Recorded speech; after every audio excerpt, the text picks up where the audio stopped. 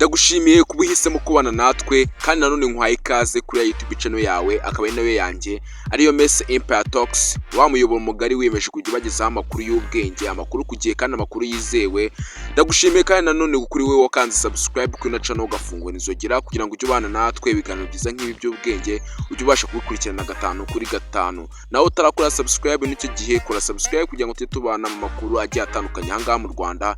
Bantu bakunda showbiz bahaye ikaze nanone. Nkuko mubizi showbiz yacu no kugenda turebera hamwe amakuru ari kugenda trendinga ku mbuga nkoranyambaga, amakuru ari kugenda avugwa hirya no hino, tukabasha kuba twasobanukirwa. Kandi ikindi nanone ino channel itambuka ibindi biganiro byiza mu buryo bwa documentary, abantu mukunda kuba mwamenya amakuru y'ibyamamare, ubuzima bwabo, amakuru mutabigiye mumenya ko aho bakuriye ndetse n'ibindi byinshi bigiye bitandukanye. Hangana ibyo dukora nanone wanyarukiraho ukaza kongera kubireba. Twagiye dukora ibiganiro byinshi bigiye bitandukanye ku buzima bw'ibyamamare, haba ku muhanzi Mike Kayihura, King James, Urban Boys, Yampano, Bruce Melody, The Ben ndetse n'abandi benshi bagiye batandukanye. Bino biganiro byose tubikora kugira ngo abafana bacu babashe kuba basobanukirwa ese abahanzi babona hanga mu ndirimbo byaranze ubuzima bwabo se bakuze gute, nibyo tugenda tuvuga muri no biganiro. Kandi ikindi kino kiganiro cyitwa Bimenye, ni ikiganiro gitambuka kuri no muyoboro wa YouTube channel ariwe Messi Empire Talks. Hari amakuru ari kugenda avugwa yuko uwitwa Shadibu yafashwe ku ngufu n'uwitwa Yugi Umukaraza. Iyi ni inkuru turaza kuba twasesengura tubashe kumenya amwe mu magambo yavuzwe n'uwitwa Shadibu yashyize ku mbuga nkoranyambaga ze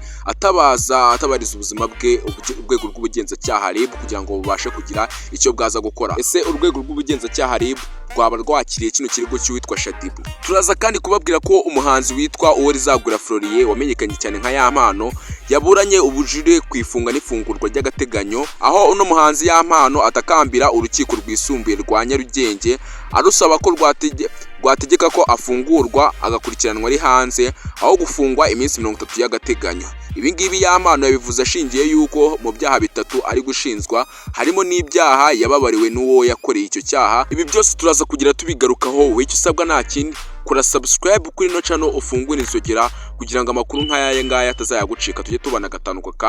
Kandi kino kiganiro niba wagikunze wibuke ukore like, uze gugisharinga inshuti zawe kugira ngo nazo zibashe kumenya ano makuru. Je mugiye kubana muri kino kiganiro banyita Promesse, niyo nagize aka the king of this upward plus 250 tanike 234.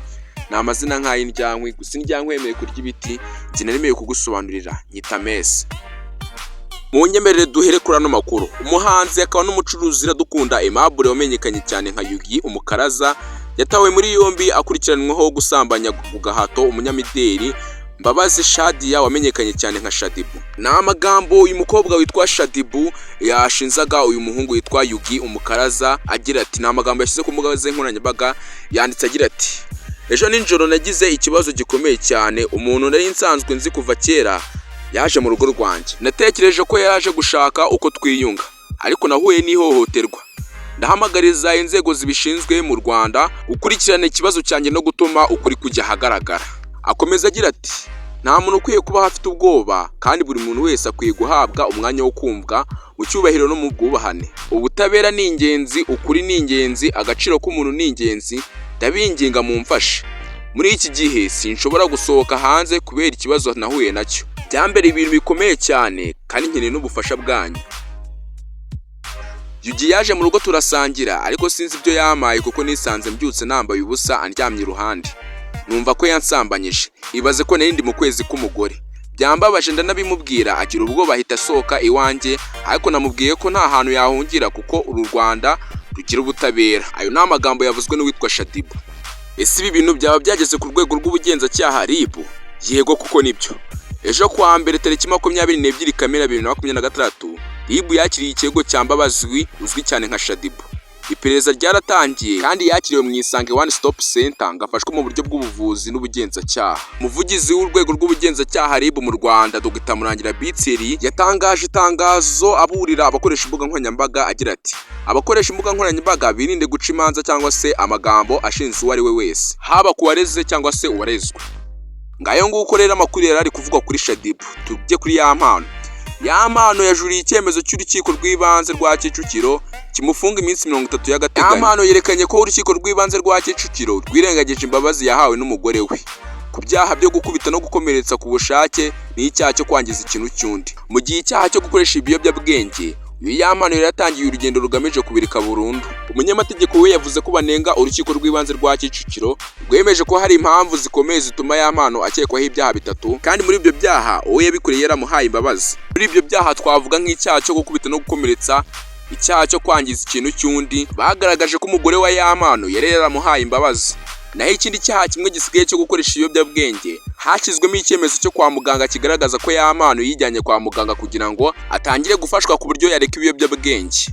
Umunyamategeko yasabye ko uwo yunganiye yarekurwa akagira ibyo ategekwa kugira ngo akomeze afashwe kwivuza. Yerekanye kandi ko uwo Rizagura Florien ubwe yijyanye kwa muganga ku bushake kugira ngo afashwe n'abaganga kuba yareka ibiyobyabwenge burundu, mu gihe ku rundi ruhande rw'abandi bantu baba babinywa usanga baba babihisha.